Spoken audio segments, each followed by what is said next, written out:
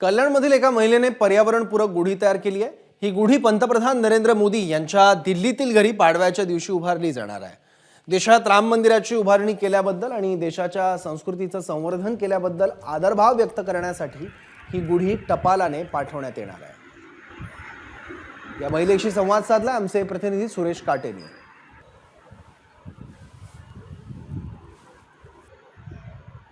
कल्याणमधील एक गृहिणी आहेत मेधा आघारकर यांनी गेली 15 वर्ष वेगवेगळ्या पद्धतीच्या पर्यावरणपूरक गुढी ज्या आहेत त्या तयार केलेल्या आहेत आणि या ठिकाणावरून अनेक नागरिक जे आहेत ते घेऊन जातात।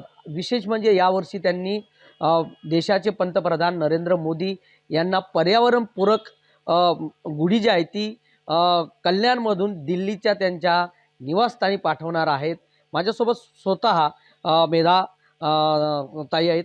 काय सांगाल, तुम्ही स्वतः देशाचे पंतप्रधान नरेंद्र मोदी यांना स्वतःच्या हाताने पर्यावरणपूरक अशी गुढी बनवली आहे आणि ती तुम्ही पाठवणार आहेत।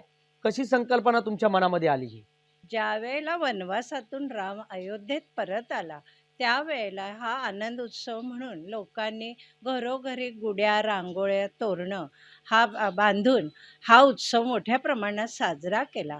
म्हणून माझ्या मनात एक कल्पना आली की आपणही मोदीजींनी जर आज ही मोठी रामाचं अयोध्येत मंदिर बांधलं आहे तर आज दिल्लीच्या त्यांच्या निवासस्थानी मी आपली ही छोटी मिनी गुढी पर्यावरणपूरक अशी गुढी दिल्लीला त्यांच्या निवासस्थानी पाठवणार आहे। कशा पद्धतीने ह्या बनवलेली गुढी आहे? काय काय वापरलं यामध्ये तुम्ही?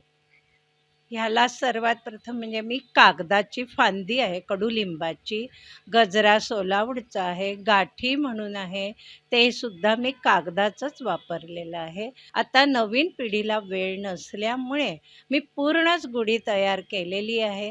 फक्त देवापुढे ठेवा आणि आपली संस्कृती जपा या कल्पनेतनं ही गुढीची कल्पना मी साकारली। पर्यावरणपूरक अशी गुढी जी आहे ती या ठिकाणी बनवलेली आहे आणि त्यांनी देशाचे पंतप्रधान नरेंद्र मोदी यांना कुरिअरद्वारे त्या दिल्लीच्या निवासस्थानी पाठवणार आहेत। सुरेश काटे, एबीपी माझा, कल्याण। एबीपी माझा, उघडा डोळे बघा नीट।